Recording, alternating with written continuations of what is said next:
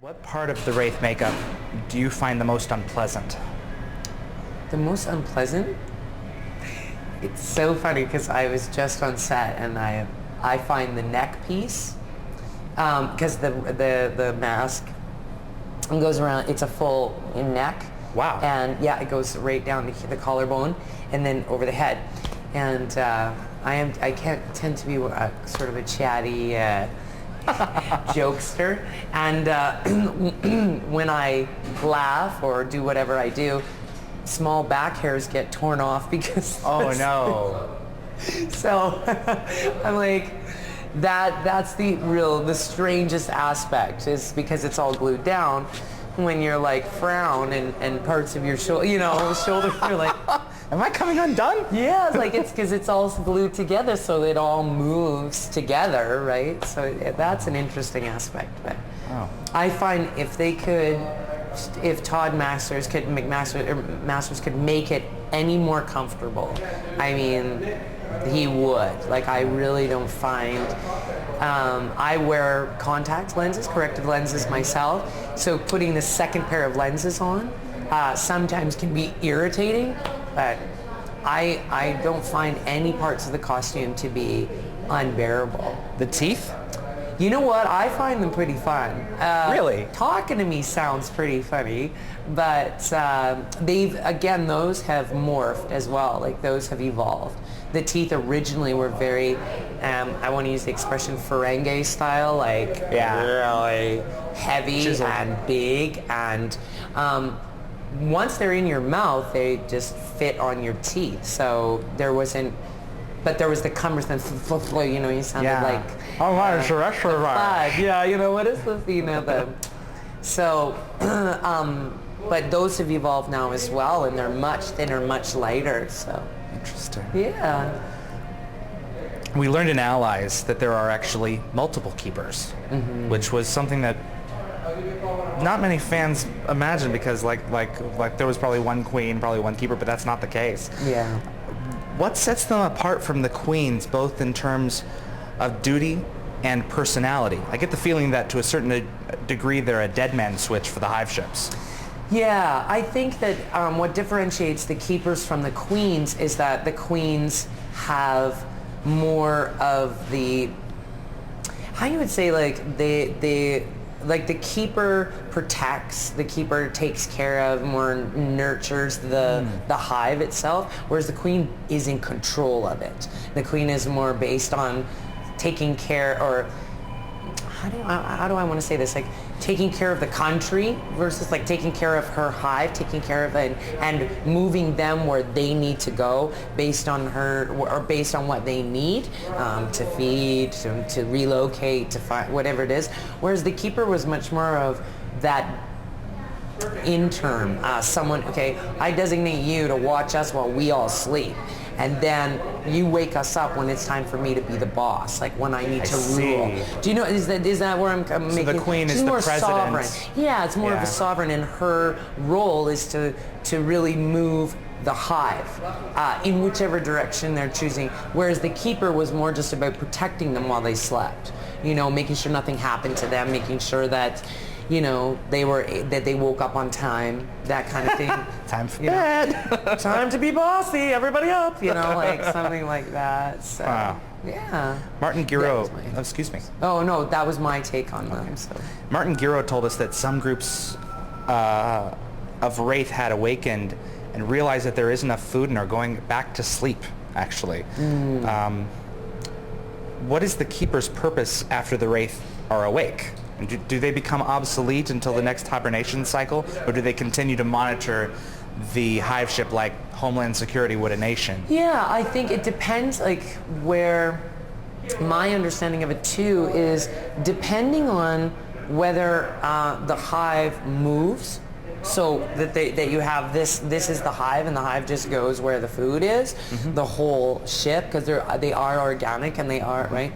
So then the keeper's place would be within on that ship. Now, if you have hives moving, like me and my 10 warriors are going to go out and find food and we'll come back, then the keeper's place is then again to watch what's happening there, keep just in the name, right? Keep the place, keep, like you said, watch the country while these other, the other parts or other people or the other parts of the Wraith are out searching for food to bring back. So depending on how they're going to develop that, and I would assume that as diverse as each of the Wraith hives have been, then those roles are going to be different. Once they get there, like you said, the keeper will be looking after ones that are sleeping, if that's that, if that's what that hive is chosen to do, or is going to, play a different role on a hive if the queen designates that that's what the keeper should do. The Wraith have a very psychic communication network with each other. Do the keepers have their own little level as to where, okay, when Shepard came and knocked on their door, when she was killed, apparently all the other keepers woke their hives up. So do the keepers have their own connection? Well, I would think that it's like, using that telepathy between the character, between the Wraith, that connection that they have is like, I would think like a phone. And so there's a signal that, if I yell out help, right, that's going to alert other humans to come and save me, right? So if something happens to a keeper, that she lets out that one word, or the key word or the code. More food found. More food, or, time to wake up, or, whatever it is, right? Or even wakes up the hive. Like when she's being killed, oh, you think this is funny? Well, guess what I'm going to do? Yeah, you told me there's more food elsewhere. Yeah. I'm going to let others know. Yeah, well, that's not what happened, right? He basically, she got killed and, okay, fine. Right. We don't know what she said, like, in that context. To the extent that they were aware enough to wake up because she had learned that there was enough food for them to do so. But that's what I'm saying, like, she could, she sent the message to her, it's just basically to her hive to wake up, whatever that alerted the other keepers. Oh, well, this hive's waking up. Keeper B just told me maybe we could wake up our guys too. See what I'm saying? So I wouldn't say that there's like a special language between them, more perhaps a signal that that's what they have entrusted with, right? So this is your secret to let out or whatever. Have you been instructed to make each of these female Wraith distinctive, or did the producers let you approach it your own way? They've completely let me approach it my own way. Really? Yeah, that's what I was saying before, is that I don't have a lot of say in aesthetically how the character's changing, but that it's, here you go, this is your lines, go to her. And so I've been able to play with each one of the characters, which has been really exciting to be able to get killed and come back and again and again, and you get to be the same but not, know? So that's been really awesome. What distinctions have you made from the keeper in the hive to the keeper in Allies? Obviously their color was extremely different. Yeah. The one in the original pilot, that was the keeper. Yeah, the keeper, and then there was the queens, the two did queens. I say keeper? Yeah, Excuse you did. me. So I was like, sorry. So the difference between the two queens is the original, the one with the white hair. Yeah. I based her more militant, more military. She's got a mission. I'm not talking to you. You are a fly in the ointment of where I'm going. That she just had there was no talking. Whereas the second queen, I wanted to be much more, even in the color, she was much more pumpkin. And this was something that we were kind of joking about, is that she eats better than everybody else. That's why she looks so good. Right? She's getting a tan and eating better.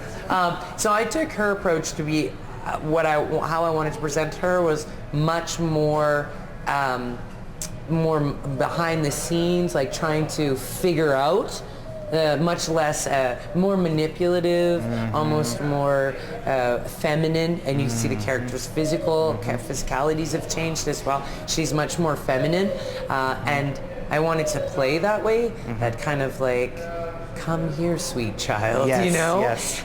Versus the second queen the first queen, sorry, was very militant, very let's get her done. I know what I want, shut it. Like, yeah, so you can, that's how I played them differently. With the Queen and allies, it kind of touched on one of the things that I'm looking forward to in this species, in terms of the females. The Wraith females you've played have been very straightforward in their malevolence, save for this last one. We really haven't seen them take advantage of their beauty. At some point, do you think we might see the Queen or a Keeper use seduction to achieve their objective? Absolutely, absolutely. Yeah. And I think when we originally sat down and started talking, that's part of the development of this Wraith, is that we are seeing them less. We're introduced to them as a nemesis. They could be a plague. For all anybody knows, you've just woken up a plague, right? And now we're starting to see, well, no, they have military thoughts, and they have evasive patterns of getting things. So in the second, where the second queen played, like you can see that they're they are a little bit more developed. And then in this one, you see, wow, like there's more facets to them. They're manipulative. They can lie. They get what they want. Like they're starting to develop and develop and develop. So absolutely, I think that's a love and war, right? Exactly. So there is a seduction in that itself. So yeah. There's a very interesting new element that was introduced in Season 2's The Hive, where we see there are worshippers of the Wraith. Yeah. Not just food, but humans that they allow to live because they serve them in other ways. Tell us a little bit about that addition to the Wraith culture and your perspective on it. Well, I think, in any culture that has that's dominating, you're going to have persons like that want to be saved of that. Like they have a quality of, well, I mean, you're God. I can't fight you. I can't, you can come and find me. You can get into my head. You can pretty much make me do anything. Yeah. So you are, this is again, we play again with this spirituality, right? Well, then you're a God. Even though you have within those gods their wars and their fights and all their little things that happen amongst them. But underneath, you're still superior to these humans. And they're like, I want to be saved by you, not to save my life, but saved for you. I worship you because you are higher than me, right? So I think it plays on that aspect of that kind of God-like Wraith, right? They really are all empowering until these Earthlings come that are like, wait, we've evolved we've evolved a conscious, The followers, I think, is really an interesting aspect, and I'd like to see how that plays, as in Allies now that there's going to be human Wraith. I'm very excited to see how that might work as human followers and human Wraith, as then their gods have been brought down. Right.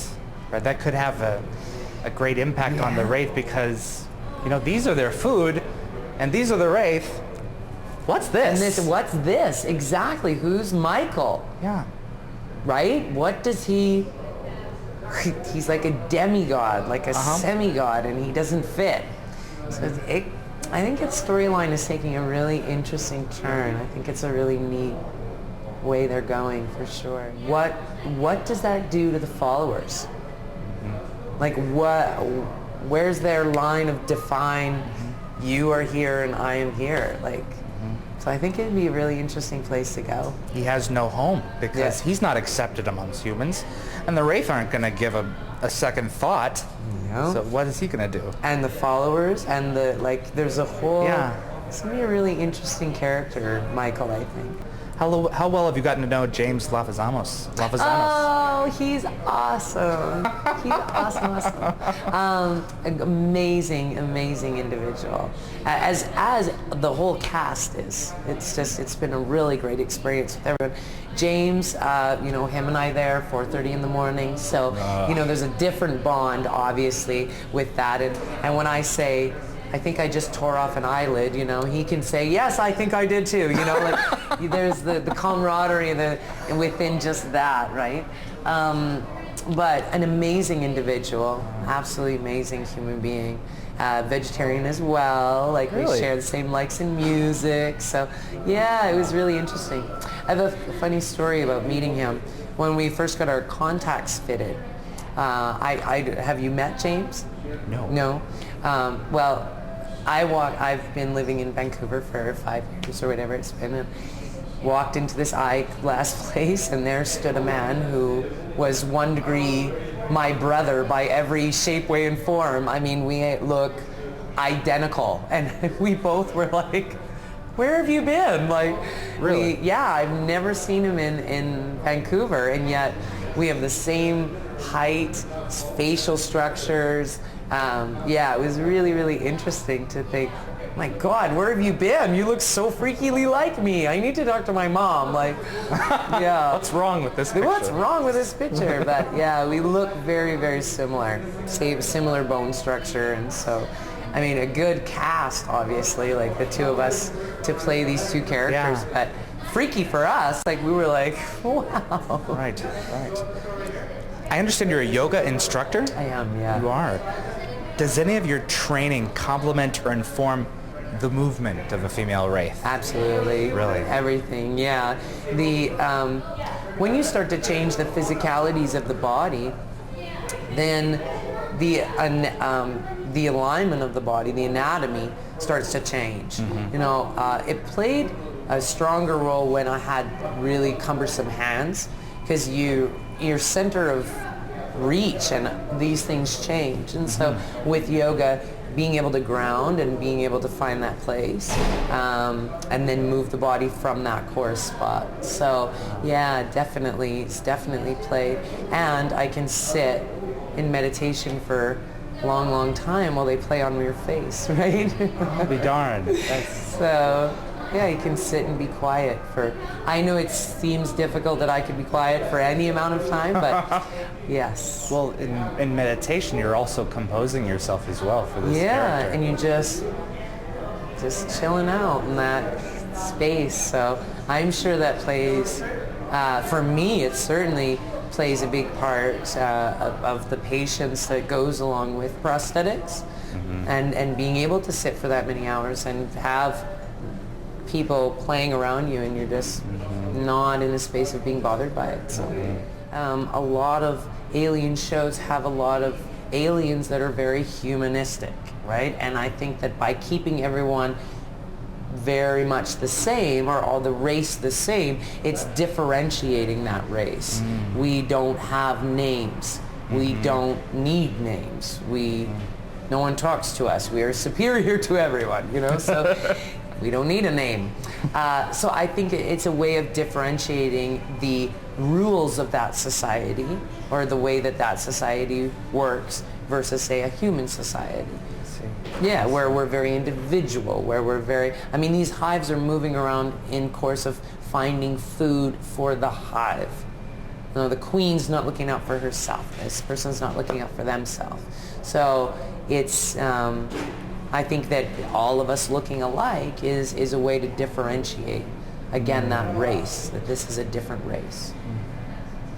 Have you auditioned for any other roles on either Stargate show? Would you like to get out there without all the makeup and prosthetics? I would. I think it would be very interesting to play, say, a scientist that's dissecting myself. That would be, or maybe like a psychologist that's getting behind the Wraith mind. I think that would be fun. Freud would have a few things to say about that. Exactly. I think it would be really fun. I think it would be very interesting. And then in getting to play different roles, human roles, and fighting the Wraith, I think would be a neat concept for me.